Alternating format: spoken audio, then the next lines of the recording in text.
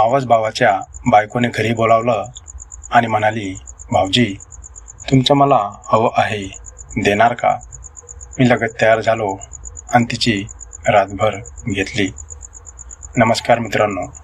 एकदा माझा मावस भाऊ त्याच्या बायकोला घेऊन घरी आला. मी तेव्हा घरी नव्हतो.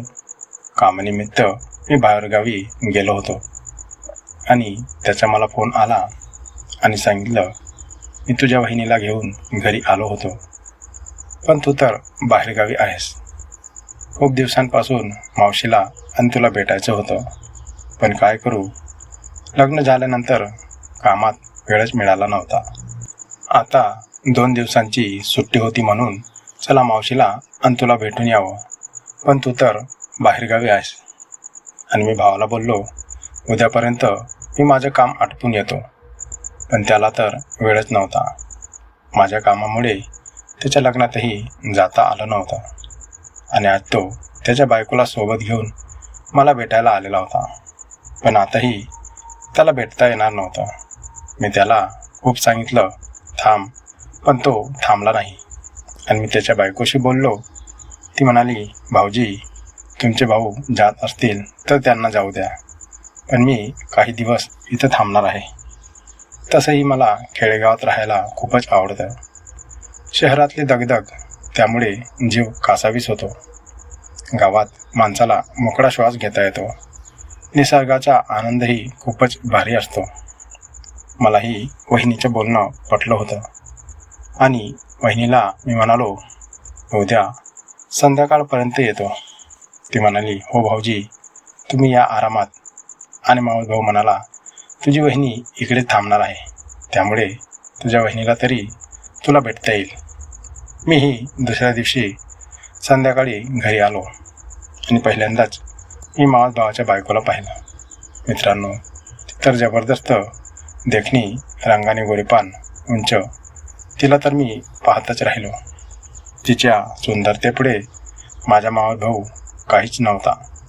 मनात विचार केला की अशा लोकांना इतक्या सुंदर मुली कशा मिळतात, आणि एक मी होतो जो दिसायला चांगला असूनही मला अजून लग्नासाठी मुलगी मिळत नव्हती.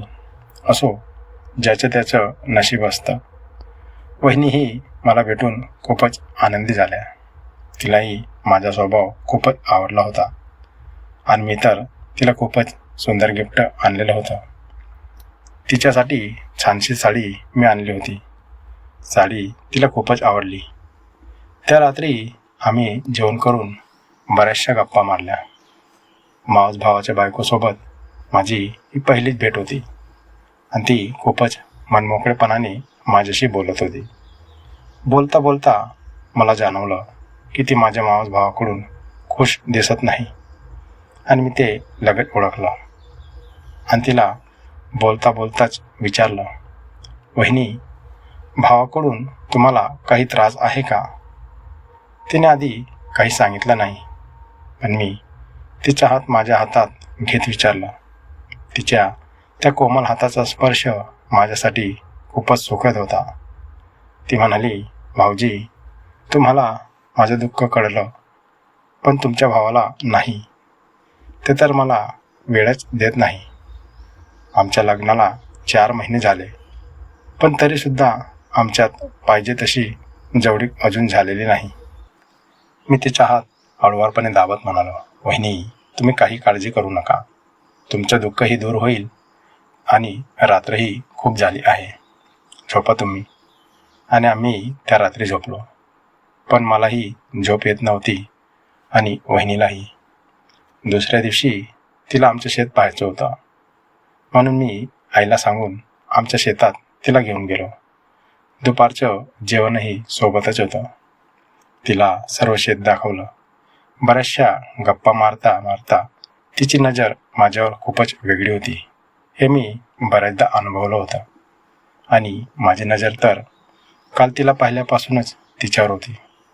आता मी जेवण उरकलं, कारण सकाळचा नाश्ता केलेला होता आणि दुपारचा 1:30 वाजायला आला होता. जेवण छान झालेलं होतं आणि ती मला म्हणाली, भाऊजी तुमचा स्वभाव आणि तुम्ही मला खूपच आवडले. मी लगेच तिला म्हणालो, वहिनी, असं लांबून कसं कळणार मी आवडलो की नाही? त्यासाठी आपल्या दोघांना अजून जवळ यावं लागेल. तीही म्हणाली, भाऊजी तुम्ही सांगा ना किती जवळ यायचं? मित्रांनो, आता मला थोडाही धीर नव्हता आणि मी लगेच तिच्याजवळ गेलो. तिच्या ओठांवर हलकसं चुंबन केलं. तसं मावस भावाच्या बायकोने मला तिच्या मिठीत घेतलं. आता दोघेही एकमेकांच्या खूपच जवळ आलो. दोघांनी एकमेकांचं दुःख बराच वेळपर्यंत कमी केलं आणि एकमेकांच्या खूपच जवळ येऊन आम्ही प्रेम दिला. आज मावस भावाच्या बायकोच्या चेहऱ्यावर एक वेगळाच आनंद मला दिसत होता.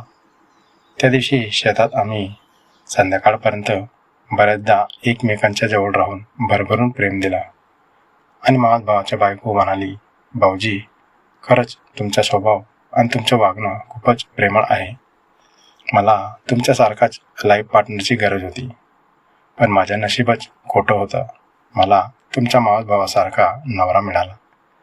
मी वहिनीच्या मोकळ्या केसांवर हात फिरवत म्हणालो, वहिनी जरी तुम्हाला माझ्यासारखा पार्टनर नाही मिळाला पण काळजी करू नका. तुम्हाला प्रेम द्यायला आणि तुमचं दुःख दूर करायला मी कधीही तयार आहे. फक्त मला एक हाक मारा, मी तुमच्याजवळ असेल. वहिनीने पुन्हा मला मिठीत घेतलं. मित्रांनो, त्या दिवसानंतर मावस भावाची बायको माझ्या घरी 2 आठवडे राहिली आणि 2 आठवडे मी तिला इतकं प्रेम दिलं. तर मित्रांनो, कशी वाटली ही कथा मला कमेंट करून नक्की सांगा. कथेला लाईक करा आणि सोमगो मराठी चॅनललाही सबस्क्राईब करायला विसरू नका. भेटूया पुन्हा एका अशाच सुंदर कथेत.